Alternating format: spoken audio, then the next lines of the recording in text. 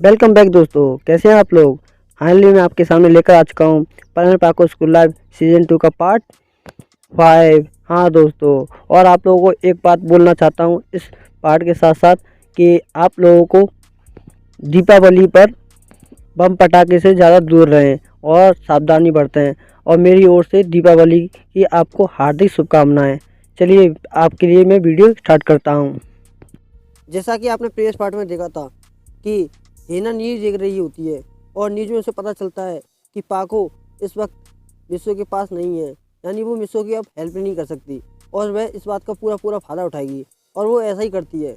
और अगले दिन का सीन दिखाया जाता है। अगले दिन जब मिस्सो स्कूल जाता है तो वहाँ उसे कवासाऊ मिलते हैं और कवासाऊ उसे देखते ही परेशान करने लगते हैं और कवाऊ उसे मारता भी है, लेकिन यूकी वहाँ से उसे ले जाती है। कुछ समय बाद सर सभी बच्चों को होमवर्क मांगते हैं, लेकिन मिस्सो की होमवर्क की नोटबुक नहीं मिलती है क्योंकि कबाब ने वो अपने पास रख ली थी जब वह मिस्सो के साथ था। और जिस कारण मिस्सो को सर स्कूल से बाहर निकाल देते हैं और कह देते हैं बाहर खड़े हो जाओ, और मिस्सो बाहर खड़ा हो जाता है। और मिस्सो ये सोच रहा होता है कि आखिर कबाब को हो क्या गया, ये मेरे साथ ऐसा क्यों कर रहा है। और सर का पेट समाप्त हो जाने का जब मिस्सो वापस आता है तो अपनी सीट पर वापस बैठ जाता है और लंच टाइम का सीन दिखाया जाता है। लंच टाइम पर हेना और कवासाबू आपस में बातचीत कर रहे होते हैं और वो आगे का प्लान बना रहे होते हैं। तभी वहाँ पर मिचिको आ जाती है और मिचिको को पता चल जाता है कि ये सब हेना और कवासाबू का किया धरा है। और मिस्सो अपना होमवर्क करके लेके आया था, लेकिन कबाब ने हेना के कहने पर उसकी होमवर्क की नोटबुक अपने पास रख ली थी। और जैसे ही इनको हेना और कवासाबू को ये सब पता चलता है तो वे एकदम से शौक जाते हैं। अब आगे हेना कहती है, मिचिको तुम यहाँ क्या कर रही हो, तुमने कुछ सुना या नहीं। तभी मिचिको कहती है, हाँ मैंने सुना और मैं ये सारी बातें सर को ज़रूर बताऊंगी और ये भी कहूँगी मिस्सो अपना होमवर्क करके लेकर आया था, लेकिन कबाब साबू ने हिना के कहने पर मिस्सो की नोटबुक अपने पास दुबका ली थी ताकि मिस्सो अपना होमवर्क सर को चेक ना कराए। और इतना ही नहीं, हिना के कहने पर कबाब साबू ने मिस्सो को पीटा भी। तभी हिना कहती है, तुम ये क्या कह रही हो, मैंने मिस्सो को पीटने के लिए नहीं कहा था, मैंने तो सिर्फ कबाब साबू को मिस्सो को डराने के लिए बोला था, मिस्सो को डराने धमकाने के लिए बोला था। लेकिन कबाब साबू तुमने मिस्सो को पीटा क्यों, जबकि मैंने तुमसे ये कहा था कि मिस्सो को सिर्फ डराना है और उसके बावजूद तुमने मिस्सो को पीटा। तभी कबाब साबू कहते हैं हिना से, तुम्हें क्या लगता है हमने तुम्हारी बात वैसी की थी। और कबाब कहता है, मैं तो सिर्फ मिस्सो से बदला ले रहा था इस बात का, क्योंकि उसने मुझे पाको से कई बार पिटवाया था, और तुम्हें क्या लगा मैं तुम्हारी मत कर रहा हूँ उसमें। फिर हिना कहती है, लेकिन जो भी है मैंने तुम्हें मिस्सो को पीटने के लिए बोला था, मैंने तुम्हें डराने धमकाने के लिए बोला था। तभी कबाब कहता है, तुम चिंता मत करो, मिच्ची को इस बारे में किसी को नहीं बताएगी। क्यों, मैंने ठीक कहा ना मिच्ची को। तभी मिच्ची को गुस्से में आ जाती है और कहती है, क्यों, मैं ये सारी बातें सर को जरूर बताऊंगी, आखिर तुम क्या करोगे। तभी कबाब कहता है, तो ठीक है, तुम इस बारे में सर को सब कुछ बता देना, और मैं ये बात भी बता दूंगा, तुमने परवीन का टेस्ट जीतने के लिए मिस्सो को जानबूझकर एक गड्ढे में गिराया और हमने उस वक्त तुम्हारी मदद की थी मिच्ची को, भूल गई क्या तुम इस बारे में। ये सब सुनकर एकदम मिच्ची को भी चौंक जाती है और हिना भी अलग सरप्राइज हो जाती है। और कबाब कहता है, तुम अच्छी तरह से जानती हो कि मिस्सो परवीन का खास दोस्त है, अगर तुम उसकी मदद करोगी तो परवीन के दिल में तुम्हारे लिए जगह जरूर बनेगी, इसलिए तुमने ये सब किया। अगर तुम ये सब नहीं चाहती कि ये सब सर को पता चले या परवीन को भी पता चले तो इस बारे में तुम किसी को कुछ नहीं बताओगी। अगर ऐसा तुमने किया तो हम भी बता देंगे कि तुमने मिस्सो को जानबूझकर गड्ढे में गाया और तुमने ही उसे निकाला था। क्यों, कैसी रही। अब तुमको सर को बताना है या बता दो, ये तुम्हारे ऊपर डिपेंड करता है, हम तो यहाँ से चले। तभी मिची को कुछ सोचने लगती है और अपने मन में कहती है, नहीं नहीं, इस वक्त मुझे अपने बारे में सोचना चाहिए, क्योंकि अगर एक बार परवीन का टेस्ट मेरे से उठ गया तो परवीन मुझ पर फिर कभी विश्वास नहीं करेगा, और मैं परवीन को पसंद करती हूँ, मैं इसके लिए कुछ भी कर सकती हूँ। और वह कबाब से कहती है, रुक जा कबाब, मैं ये सारी बातें किसी को कुछ नहीं बताऊंगी, लेकिन ये बात तुम किसी को मत बताना कि मैंने ही उसे मिस्सो को गड्ढे में गिराया था और मैंने उसे निकाला था।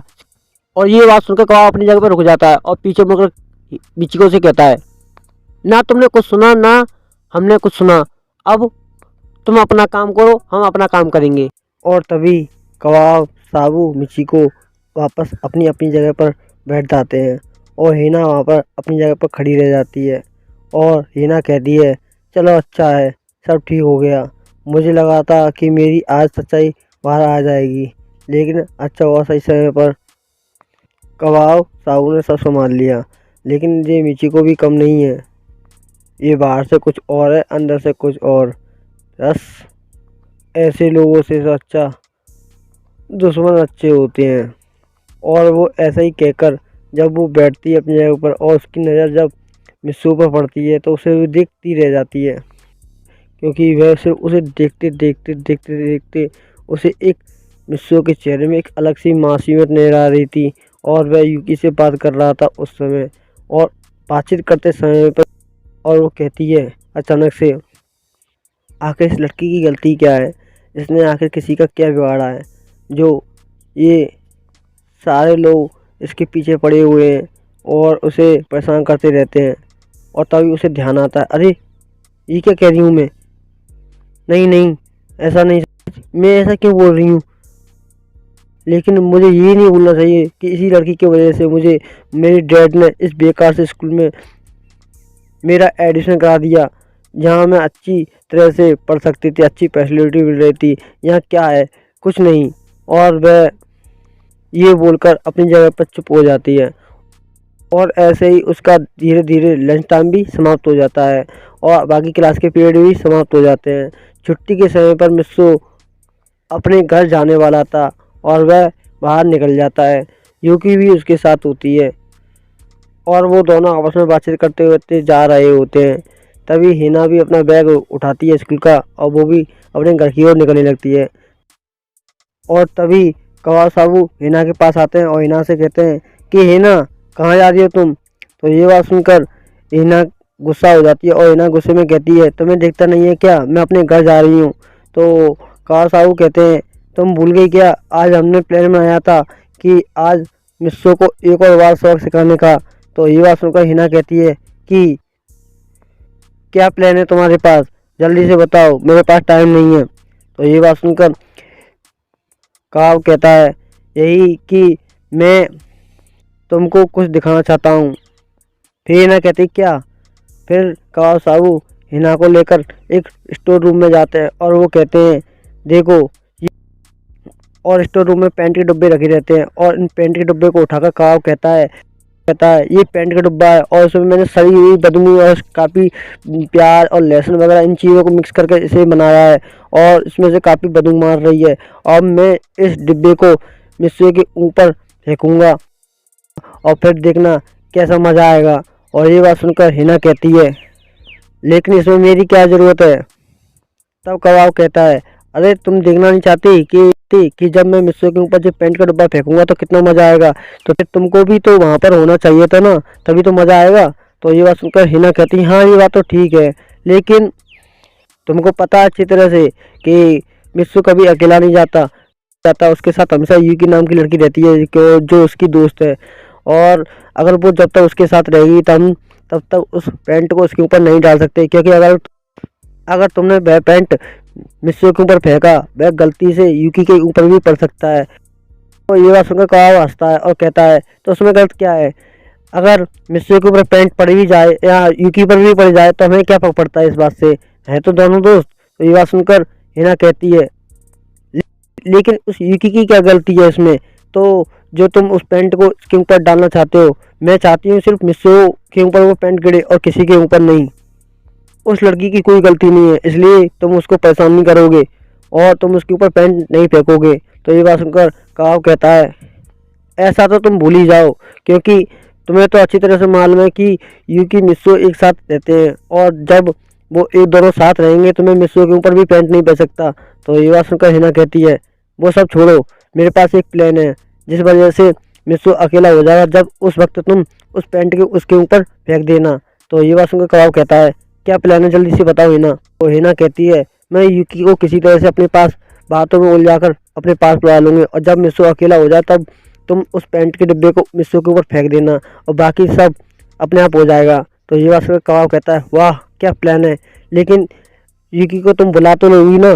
तो हिना कहती है तुम चिंता मत करो, मैं यूकी को किस तरह से बुलाना है वो मेरे ऊपर निर्भर है, मैं किस तरह से संभाल लूँगी, तुम बस अपना काम संभालो। और ये बात सुनकर सब के सब तैयार हो जाते हैं अपने प्लान के लिए, और यूकी मित्सु अपने घर जा रहे होते हैं। तभी हिना क्या करती है, वह वह अपने ड्राइवर को कहती है कि तुम घर चले जाओ, मैं पैदल आ जाऊंगी। लेकिन हिना के बारे में आपको पहले से ही पता है कि हिना कितनी जिद्दी है और कितनी गुस्से वाली होती है, इसलिए वह ड्राइवर ज़्यादा फोर्स नहीं करता और मान जाता है और अकेले गाड़ी लेकर अपने घर चला जाता है। तभी हिना क्या करती है, वह रास्ते के बीच में खड़ी हो जाती है और यूकी को अपनी तरफ बुलाने के लिए तैयार रहती है। लेकिन इस सब के चक्कर में हिना एक बात भूल जाती है, वह रोड के बीच में खड़ी रहती है जहाँ एक तेज़ी से एक ट्रक हिना की तरफ आ रहा होता है और मिस्सो की नज़र अचानक से बातों में हिना पर पड़ जाती है और वह एकदम से हिना से कहता है हिना पीछे मुड़कर देखो एक ट्रक आ रहा है। और ये बात सुनकर हिना पीछे मुड़कर देखती है तो उसके सामने ट्रक होता है और वह कहती और उस ट्रक को देखकर वो एकदम से घबरा जाती है और कहती है नहीं अब मैं नहीं बच पाऊंगी, और वो अपनी एकदम से आंखें बंद कर लेती है। तभी मित्सु एकदम से तेजी से भाग कर आता है और हिना को पकड़कर एक दूसरे साइड रोड साइड गिर जाता है। लेकिन इस बीच बचाव के चक्कर में मित्सु के पैरों में घुटने छिल जाते हैं और जिसकी वजह से मित्सु के पैर में चोट आ जाती है और वह लड़की बेहोश हो जाती है और वह एकदम हिना को उठाने की कोशिश करता है। हिना बेहोश हो चुकी होती है और ये सब देखकर मित्सु थोड़ा घबरा जाता है और कहता है हिना हिना आंखें खोलो, तुम्हें हो क्या गया है, हिना अपनी आंखें खोलो। सच में वो हादसा देखकर हिना काफ़ी डर जाती है और जिसकी वजह से हिना मौके पर ही बेहोश हो जाती है। उसे कुछ ख्याल ही नहीं होता, वह सोच रही होती है कि वो आज नहीं बच पाएगी, लेकिन मित्सु की वजह से उसकी जान बच गई। और तभी हिना होश में आती है और वह सबसे पहले अपने सामने मित्सु को देखती है और वह देखती है कि उसकी जान बच गई मित्सु की वजह से। और हिना को होश में आते हुए देखकर मित्सु एकदम से कहता है कि हिना हिना तुम ठीक तो ना, हिना तुम ठीक तो ना। और वह एकदम से हिना को हाथ पकड़ उठाता है और कहता है कि तुम ठीक तो ना हिना। तो ये बात सुनकर हिना कहती है कि हाँ हाँ मैं ठीक हूँ। और ये बात सुनकर हिना कहती है हाँ मैं ठीक हूँ, लेकिन मुझे हो क्या गया था। तभी यूकी कहती है तुम रोड के बीच में खड़ी थी और एक ट्रक आ रहा था, और जिस वक्त ट्रक आ रहा था तुम्हारा ध्यान कहाँ था, उस वक्त मित्सु ने तुम्हारी जान बचाई और तुम रोड के साइड गिरते ही तुम बेहोश हो गई। आखिर तुम्हें हो क्या गया था, तुम्हारा ध्यान कहाँ था कि तुम रोड के साइड में इस तरह से खड़ी थी। और तभी मित्सु की नज़र उसके हाथ पर पड़ती है और वो देखता है उसके हाथों पर चोट लगी हुई है, उसके हाथों से थोड़ा खून निकल रहा है। हाँ दोस्तों, जब वह गिरी थी तब उसके हाथ छिल गए थे, जिसकी वजह से उसके हाथों से खून निकल रहा था। और ये सब देखकर मित्सु कहता है तुम्हें तो है ना काफ़ी चोट आई है। और वो क्या करता है एकदम से अपनी शर्ट की स्लिप फाड़ता है और स्लिप फाड़ कर उसके हाथों से बांध देता है और कहता है इससे तुम्हारा खून अपनी जगह पर डटा रहेगा, जिससे खून नहीं बहेगा और तुम अब ठीक तो हो ना। तो ये सब देखकर हिना बस मित्सु को देखे जा रही थी और वह अपने मन में कहती है इस लड़की को मैंने ना जाने कितना गलत समझा और इस लड़की को मैंने कितना परेशान किया, इसके मॉम डैड से भी मैंने ठीक से बात नहीं की, इसके सामने इतना सब कुछ किया और यहाँ तक कि आज मैं इसके ऊपर पेंट का डिब्बा गिराने वाली थी, इसके बावजूद इसने मेरी जान बचाई। मैंने क्लास के बीच में मित्सु को क्लास से बाहर निकलवा दिया और सर से पनिशमेंट दिलवाई, आखिर इस लड़की की गलती क्या है। हिना एकदम से कहती है मैंने तुम्हें कितना गलत समझा, प्लीज़ मुझे माफ़ कर दो, मैंने तुम्हें खामखा सर से पनिशमेंट दिलवाई, तुम्हारी होमवर्क की नोटबुक कबाब साबू से छुपवाई, आखिर तुम्हारी कोई गलती नहीं थी, इस सब में मेरा कसूर था। और मुझसे एकदम से कहता है कि कोई बात नहीं हिना, तुम्हें अपनी गलती का एहसास होगा, यही मेरे लिए बहुत है, और वैसे भी ये सब तो मेरे साथ चलता रहता है हमेशा। और हिना एकदम से कहती है तुमने मुझे इतनी आसानी से माफ़ कर दिया, लेकिन क्यों। फिर मित्सु ये बात सुनकर कहता है यही कि मैं किसी को पैसा नहीं दे सकता, तुम्हें अपनी गलती का एहसास हो गया, मेरे लिए यही बहुत है। तो ये बात सुनकर अचानक यूकी कहती है कि मित्सु तुम इस लड़की को इतनी आसानी से कैसे माफ़ कर सकते हो, जबकि तुमको ये सब पहले से ही पता था कि अब तक जो कुछ हुआ था ये सब हिना करवा रही थी तुम्हारे साथ। तो ये बात सुनकर हिना एकदम चौंक जाती है और वो कहती है, क्या तुम्हें पहले से पता था? तभी मिस्सू कुछ और आगे कह पाता, तभी मिस्सू कहता है एकदम से कि अरे नहीं, मैं तो काफ़ी लेट हो गया और वैसे भी आज मुझे घर पे कुछ अलग काम था, मुझे जाना होगा। और वह हिना से एकदम से कहता है, हिना तो मैं ठीक है चलता हूँ, कल मिलेंगे फिर से। और इतना कहकर वह यूकी से भी कहता है, यूकी मुझे माफ़ करना, आज मैं तुम्हारे के साथ घर नहीं जा सकता, मेरे घर पर आज कुछ ज़रूरी काम है। और तभी वो वहाँ से भागने लगता है। तभी हिना की नज़र उसकी घुटने में पड़ती है, उसकी घुटनों में चोट लगी होती है, उसके घुटने से खून बह रहा होता है। और ये सब देखकर हिना उसे रोकने की कोशिश करती है, लेकिन मिस्सू नहीं रुकता है, वह सीधे भागता हुआ अपने घर चला जाता है। और वहाँ पर सिर्फ हिना और यूकी एक साथ खड़ी रहती हैं। और तभी यूकी भी कहती है, ठीक है तो मैं भी चलती हूँ यहाँ से, मुझे भी घर जाना है। और वह भी उसे इतना कहकर चली जाती है और रह जाती है हिना अपनी जगह पर। और हिना ये सब देखकर अपने मन में सोचती है कि इस लड़के ने मेरी चोट तो देख ली, लेकिन अपनी चोट के बारे में बिल्कुल ध्यान नहीं दिया कि उसे भी चोट लगी है। और इस सब के बावजूद उसने मेरे लिए अपने हाथ की स्लिप फाड़कर मेरे हाथों पर बांध दी और बिना कुछ कहे वहाँ से चला गया। और वह ये सब सोच ही रही होती है, तभी तभी उसके सामने दो लड़के आते हैं और उन दो लड़के की हालत बहुत बुरी होती है, जिससे काफ़ी बदबू मार रही होती है। और ये सब देखकर हिना एकदम से कहती है कि कौन हो तुम, और तुम ये मेरे सामने खड़े हो, तुम्हें कितनी बदबू मार रही है, हटो दूर, हटो दूर, हटो मेरे सामने से। तभी वो लड़की कहते हैं कि हम दोनों हैं कबाब साबू, मैं कबाब और ये साबू। तो ये सब देखकर हिना कहती है एकदम से कि तुम लोगों की हालत इस तरह से कैसे हो गई? और ये सब सुनकर साबू एकदम से कहता है, इस कबाब की वजह से। इस कबाब को सिर्फ मिस्सू पर ध्यान था, लेकिन अपने पर बिल्कुल भी ध्यान नहीं। फिर वह तो ये सब सुनकर हिना कहती है, जो जो कुछ हुआ है ठीक ठीक से बताओ, क्या हुआ है? तो साबू कहता है, दरअसल हम कबाब साबू दोनों मिस्सू के ऊपर नज़र रख रहे थे कि मिस्सू कब अलग होगा तब हम उसके ऊपर पेंट का डिब्बा फेंकेंगे, लेकिन हमने ये ध्यान नहीं दिया था कि हम नीचे जहाँ जा रहे हैं वहाँ पर एक गटर का पाइप खुला हुआ होता है, और जिसकी वजह से कबाब पहले गिर जाता, उसके बाद उसने मेरी टांग पकड़ ली थी और उसके साथ मैं भी गिर गया। और ऊपर से वह डिब्बा, जो पेंट का डिब्बा था, वो हमारे ऊपर गिर गया था, जो हमने मिस्सू के ऊपर फेंकने के लिए रखा था। और ये सब सुनकर हिना एकदम से कहती है, अच्छा हुआ वह डिब्बा तुम्हारे ऊपर गिर गया। तो कबाब कहता है, क्या कह रही हो तुम? तो हिना कहती है, हाँ जो कुछ कह रही हूँ मैं ठीक कह रही हूँ। और मेरी बात ध्यान से सुनो, आज के बाद मिस्सू को कभी परेशान किया तो मुझसे बुरा कोई नहीं होगा। और वह इतना कहकर वहाँ से चली जाती है। तभी कबाब कहता है, इस हिना को अचानक हो क्या गया है? तभी साबू कहता है मुझे तो पता नहीं यहाँ सब क्या चल रहा है, लेकिन मैं एक बात कह सकता हूँ। तभी कबाब कहता है, क्या?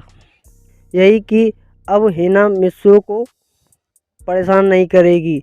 मुझे लगता है उसे अपनी गलती का एहसास हो गया है, लेकिन ये सब हो कैसे गया ये समझ में नहीं आ रहा है मुझे। तभी कबाब कहता है, अगर ऐसी बात है तो मैं मिस्सू को अकेले ही सबक सिखाऊंगा। तभी साबू कहता है, हाँ सबक तो सिखा लेना, पहले अपनी हालत तो सुधार लो। कबाब तुम्हारे शरीर से कितनी बदबू मार रही है, लगता है कि तुम पूरे साल भर से नहीं नहाए। तभी कबाब को गुस्सा आ जाता है और साबू के सिर पर एक घुसा मारता है और कहता है, ये सब तुम्हारी वजह से हुआ है, क्योंकि तुमने भी ध्यान नहीं दिया था, तुम्हें बताना चाहिए था कि नीचे का पाइप खुला हुआ है, ना ही मैं उस पाइप में गिरता और ना ही मेरी ये हालत होती। तभी साबू कहता है, सारी गलतियाँ तुम खुद करते हो और इल्ज़ाम मेरे ऊपर लगाते हो। तभी कबाब साबू एक दूसरे के साथ झगड़ने लगते हैं और झगड़ते हुए अपने घर चले जाते हैं। और मिस्सू अपने घर पर पहुंचता है। और जैसे ही मिस्सू अपने घर पर पहुंचता है, मिस्सू की मोम जैसे दरवाज़ा खोलते हैं, वह मिस्सू को वेलकम कहकर अंदर बुलाती हैं। और मिस्सू की मोम की नज़र अचानक मिस्सू की घुटने पर पड़ती है और वो कहती है कि मिस्सू ये तुम्हें चोट कैसी लगी? तभी मिस्सू कहता है कि कौन सी चोट? तभी वो नीचे देखने लगता है और मिस्सू की मोम कहती है, ये चोट। तो ये सब देखकर मिस्सू कहता है, ओह ये चोट। तो वह क्या करती है, मिस्सू की मोम एकदम से अंदर जाती है और अंदर से एक ट्रीटमेंट का एक बॉक्स लेके आते हैं और वे मिस्सू के ऊपर इंजरी पर, चोट पर पट्टी करने लगती हैं और एकदम से कहती हैं, तो तुम्हारा ध्यान किधर था? तुम्हें इतनी चोट लग गई, उसके बावजूद तुम इस तरह से पेश आ रहे हो मेरे सामने जैसे कि तुम्हें कुछ पता नहीं है। तो मिस्सू कहता है, सॉरी मोम, मुझे पता नहीं है ये चोट कैसी लगी। और ये सब सुनकर मिस्सू की मोम गुस्सा हो जाते हैं और कहती हैं कि तुम अब झूठ भी बोलने लगे, सच सच बताओ ये चोट तुम्हें कैसी लगी? फिर मिस्सू एकदम से कुछ सोचने लगता है और वो कहता है अगर मॉम को इस बारे में बताया तो मेरी मॉम फिर से मेरे पर गुस्सा हो सकती है, क्योंकि मैंने उस लड़की की जान बचाई और अगर मैं उस लड़की की जान नहीं बचाता तो उसकी जान भी जा सकती थी।